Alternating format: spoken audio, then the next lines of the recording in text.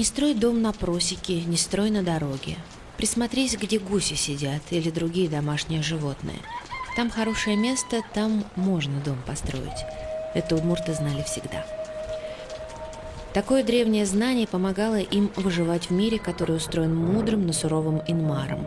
В мире, где сильные ветра сменяют холодные дожди, а жестокие морозы – изнуряющую жару. Человеку нужен дом. Крепкий, теплый, надежный.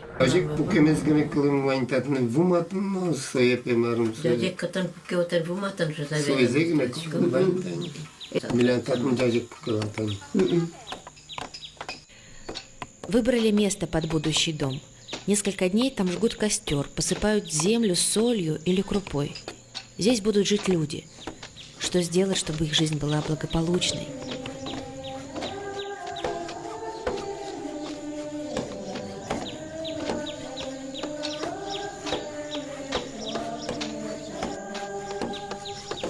Это, наверное, высокопарно, но, например, я очень уважаю, можно сказать, своих предков, люблю их, потому что это действительно все очень было, все продумано до мелочей.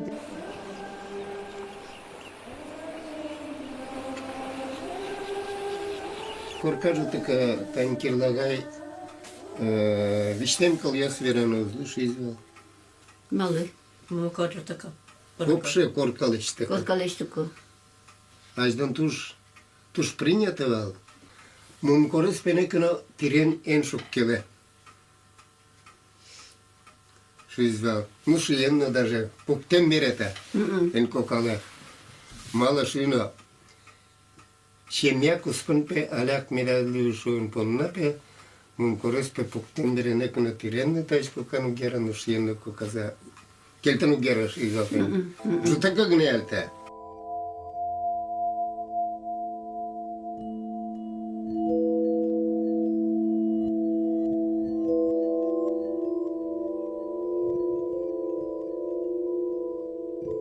Символом устойчивости и такого, и как бы оберегом является и матица в доме. Ну, потому что, наверное, как матица, она несет, связана, наверное, с тем, что она ведь очень, вот видите, она несет очень большую нагрузку. На матицу наложен вот эти потолок. Чтобы в доме было тепло, подкладывали шесть даже иногда под матицу. А когда, чтобы семья бы зажила зажиточно, не бедно, то подкладывали вот серебряные монеты.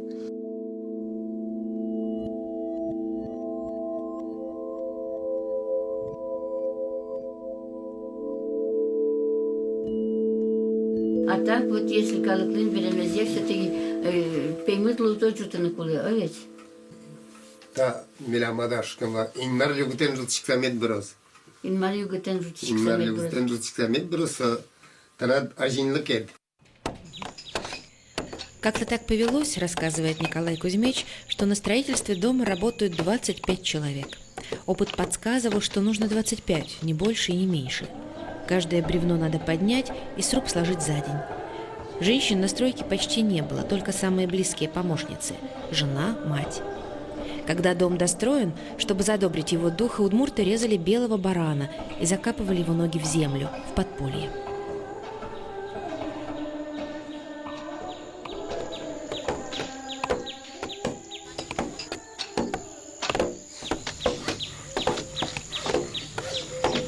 Николай пешай бушаса, не так куркала мужа дочь гуаман. Держится. Курка пуктем понна, дети он мет колдоса, бушаса уже гуаса така бушаса я подзе гуаман.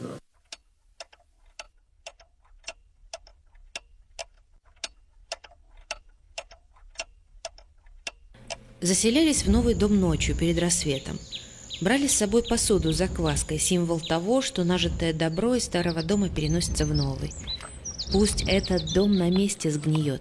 Эти слова должны были уберечь постройку от пожара и наводнения.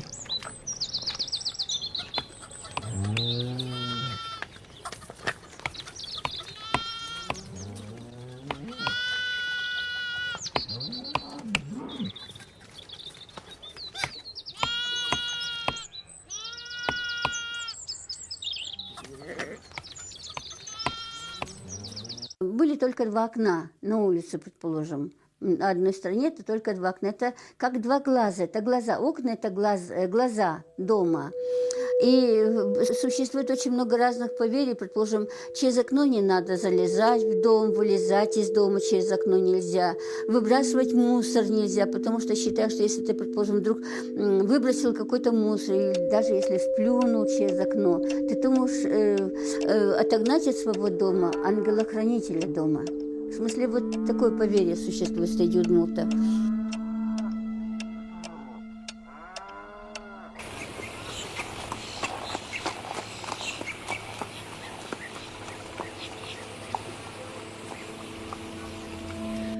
Удмуртское жилище с давних пор делится на две части – мужскую и женскую половину.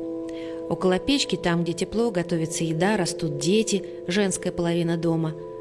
Место, где встречают гостей, молятся, порог, красный угол – мужская половина. Напротив, по диагонали от печи расположен красный, так называемый красный угол. Вот он у нас красный угол. Красный угол – это самое почетное место в избе.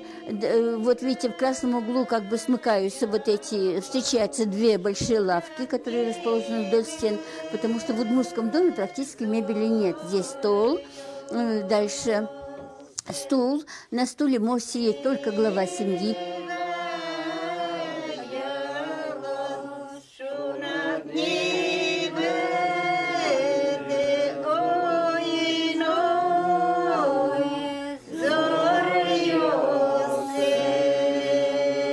Коркан кужо солонентиес кытынужик шерен. Тани. И кыжы тилят сотодичко десот илядин тидешса. Со уже испокон веков воземрем нос. Наш кинь кужо, сотон пуке. Татно вышашки шло, они. Вышашка вань станем все равно татцы пукшенцо. Кулы Андрия, водичка Андрия, вань за. Кужо вышашки, кужо вышашкин татцы жуккиваю, ну маркина вышана. Вань статцы. Муртадями, тодом тядями кужоланин теске пукшев марлывай. Барвераско? Муртадями свое тодело, скотчина. Да не то свет. Ань быть делом, если так нам. Да.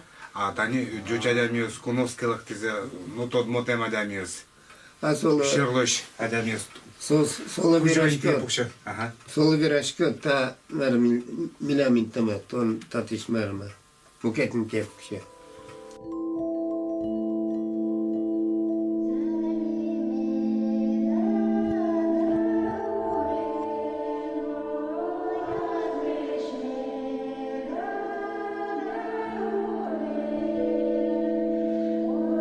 Удмурты считали, что зять может занять хозяйский стул, только если он забьет в него монетку. На этот стул нельзя было садиться беременным женщинам и детям. Кстати, до свадьбы будущему зятю не разрешалось проходить даже за матицу. Это святое место в удмуртском доме. Удмурты молили Синмару всегда здесь, за матицей, вставая лицом к восходу солнца. А если в избу пришел гость, то за матицу он может пройти только после специального приглашения. Это особая граница в пространстве дома. А еще до сих пор в удмуртских избах на матице можно встретить прибитые цветные тряпочки. Их прибивали, когда из дома уходил в армию новобранец.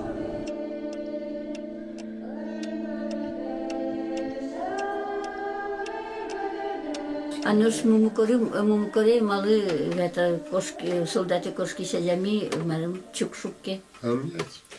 Мон бертой, мой медведь малостуса. Такая большая лавка. Это удмуртское название этой лавки Баджим-Джус.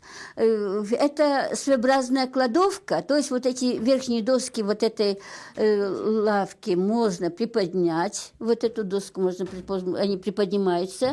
И все ненужные в хозяйстве предметы, пока они не нужны, можно туда складывать. Ну и кроме того, на этой большой лавке женщина обычно готовила, стряпала. А ночью здесь все убирается, то есть вот эти все предметы убираются вовнутрь, и стелится постель. И уже здесь спят обычно.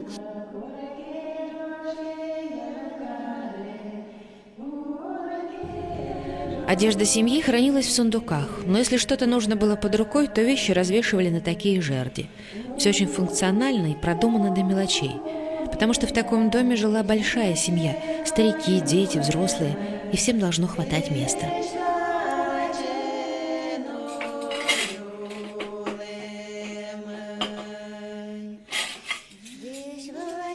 Спальное место ребят – это вот палати. Это сендра, удмуртское название, это вот палати. Вот здесь тоже, вот они. На этих палатях могло вместиться до 5-7 человек, даже больше, потому что семьи, если были большие, то вот вся большое число детей, вот все укладывались спать на эти палати.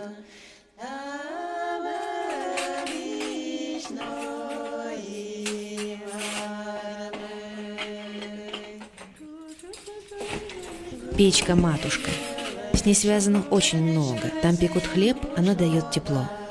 Удмурты считали, что именно через печь можно выйти на контакт с потусторонним миром.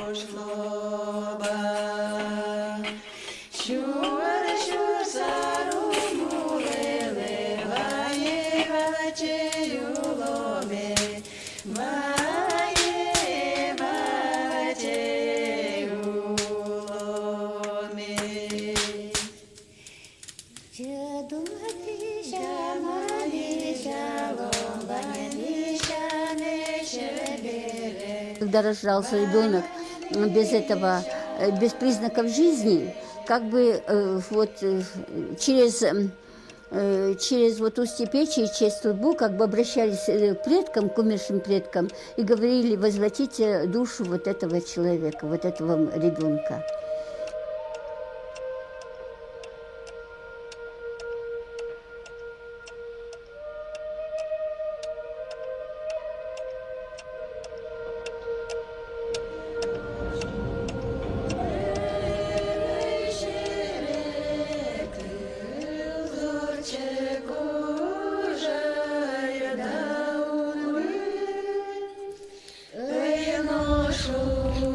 Традиционная удмуртская усадьба в деревне Лударвай. Здесь скоро будет много туристов, потому что у хранителей музея большие планы. Действующая усадьба, где гостей угощают табанями и предлагают отдохнуть в чуме под пологом, где обычно летом отдыхала удмуртская молодежь. А Николай Кузьмич Иванов, житель деревни Варклет-Боди Агрызского района, сам хозяин такого дома. И у него все так же, как и в музее, что говорит об исторической достоверности изложенных выше фактов. Но лет через 20-30 о том, как был устроен дом наших предков, мы сможем узнать, вероятно, только в музее. Живя в городских квартирах и коттеджах, потомки древних удмуртов едва ли вспомнят, что у дома должна быть душа.